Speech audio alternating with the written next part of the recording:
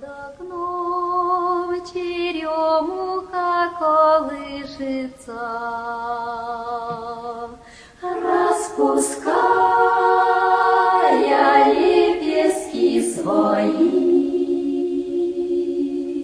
За рекой знакомый голос слышится,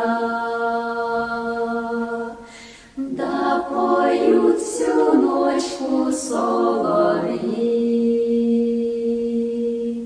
За рекой знакомый голос слышится,